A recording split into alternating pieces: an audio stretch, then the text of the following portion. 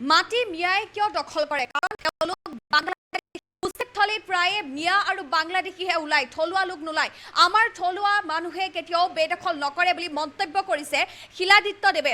হোজাইৰ প্ৰাক্তন বিধায়ক শিলাদিত্যদেৱে কৈছে যে ভাৰতীয় নাগৰিক নহয় বাবে মিয়াই মাটি বেদখল কৰে আৰু যিমান উচ্ছেদ চলিছে উচ্ছেদস্থলীত কেৱল মিয়া বাংলাদেশীয়ে ওলায়, তাত থলুৱা লোক নোলায়। থলুৱা লোকে কেতিয়াও বেদখল নকৰে, মিয়াই বাংলাদেশীয়েহে বেদখল কৰে কাৰণ তেওঁলোক ভাৰতীয় নাগৰিক নহয়।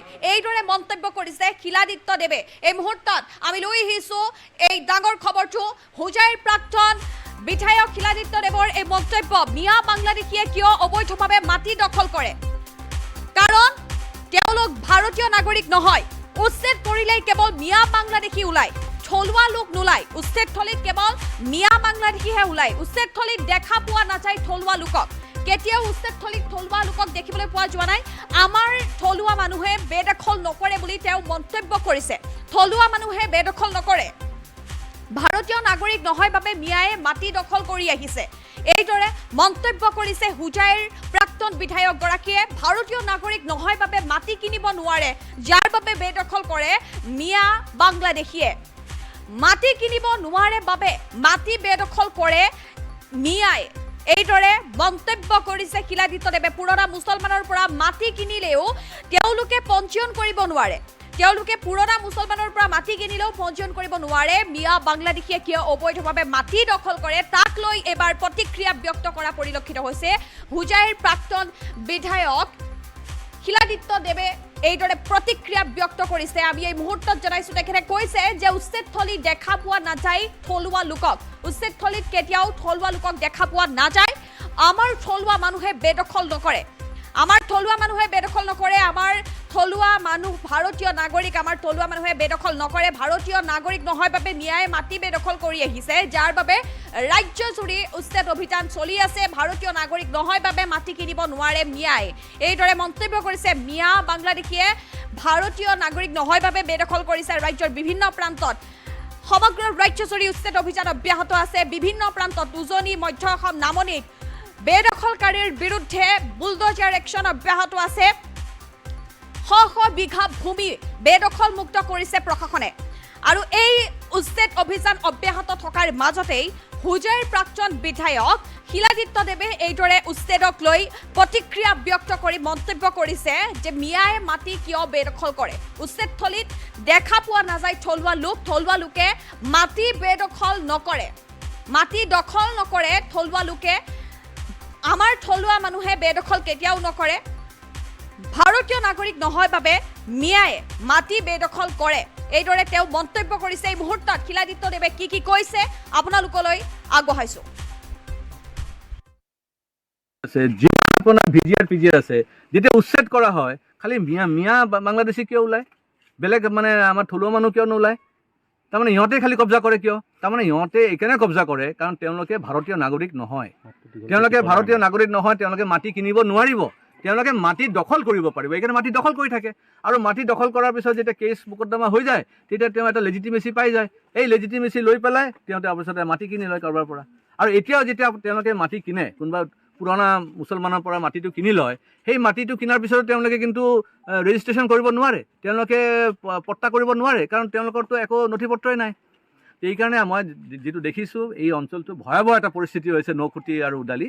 ইয়াতে কিন্তু আমি মানে ভালকৈ আকৌ ছাৰ্ভে কৰিব লাগিব আৰু প্ৰত্যেকটা ঘৰে ঘৰে চাব লাগিব তেওঁলোকৰ নাগৰিকতাৰ যিটো প্ৰমাণ সেইখিনি আগতে ভালকৈ চাব লাগিব।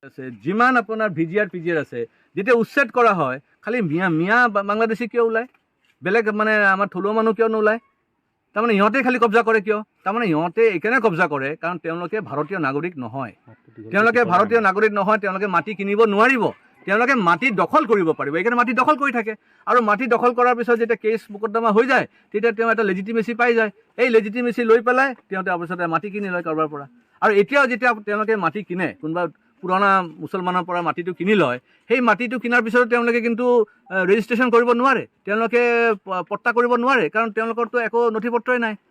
এইকাৰণে মই যিটো দেখিছোঁ এই অঞ্চলটো ভয়াৱহ এটা পৰিস্থিতি হৈছে নৌখুটি আৰু উদালি ইয়াতে কিন্তু আমি মানে ভালকৈ আকৌ ছাৰ্ভে কৰিব লাগিব আৰু প্ৰত্যেকটা ঘৰে ঘৰে আমি চাব লাগিব তেওঁলোকৰ নাগৰিকতাৰ যিটো প্ৰমাণ সেইখিনি আগতে ভালকৈ চাব লাগিব যিমান আপোনাৰ VGR PGR আছে যেতিয়া উচ্ছেদ কৰা হয় খালি মিয়া বাংলাদেশী কিয় ওলায় বেলেগ মানে আমাৰ থলুৱা মানুহ কিয় নোলায় তাৰমানে ইহঁতে খালি কব্জা কৰে কিয় তাৰমানে ইহঁতে এইকাৰণে কব্জা কৰে কাৰণ তেওঁলোকে ভাৰতীয় নাগৰিক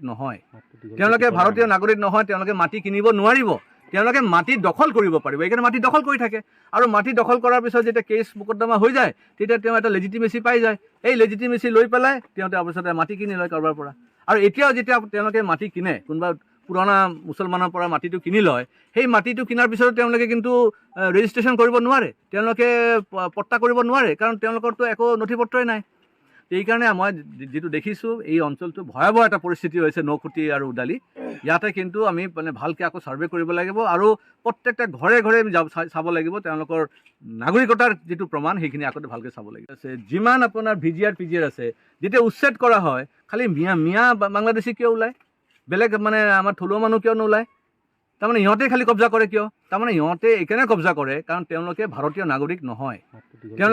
নাগৰিক নহয় তেওঁলোকে মাটি কিনিব নোৱাৰিব তেওঁলোকে মাটি দখল কৰিব পাৰিব এইকাৰণে মাটি দখল কৰি থাকে আৰু মাটি দখল কৰাৰ পিছত যেতিয়া কেছ মোকদ্দমা হৈ যায় তেতিয়া তেওঁ এটা লেজিটিমেচি পাই যায় এই লেজিটিমেচি লৈ পেলাই তেওঁ তাৰপিছতে মাটি কিনি লয় কাৰোবাৰ পৰা আৰু এতিয়াও যেতিয়া তেওঁলোকে মাটি কিনে কোনোবা পুৰণা মুছলমানৰ পৰা মাটিটো কিনি লয় সেই মাটিটো কিনাৰ পিছত তেওঁলোকে কিন্তু ৰেজিষ্ট্ৰেশ্যন কৰিব নোৱাৰে তেওঁলোকে পট্টা কৰিব নোৱাৰে কাৰণ তেওঁলোকৰতো একো নথি পত্ৰই নাই এইকাৰণে মই যিটো দেখিছোঁ এই অঞ্চলটো ভয়াৱহ এটা পৰিস্থিতি হৈছে নৌখুটি আৰু উদালি ইয়াতে কিন্তু আমি মানে ভালকৈ আকৌ ছাৰ্ভে কৰিব লাগিব আৰু প্ৰত্যেকটা ঘৰে ঘৰে আমি চাব লাগিব তেওঁলোকৰ নাগৰিকতাৰ যিটো প্ৰমাণ সেইখিনি আগতে ভালকৈ চাব লাগিব যিমান আপোনাৰ VGR PGR আছে যেতিয়া উচ্ছেদ কৰা হয় খালি মিয়া বাংলাদেশী কিয় ওলায় বেলেগ মানে আমাৰ থলুৱা মানুহ কিয় নোলায় তাৰমানে ইহঁতে খালি কব্জা কৰে কিয় তাৰমানে ইহঁতে এইকাৰণে কব্জা কৰে কাৰণ তেওঁলোকে ভাৰতীয়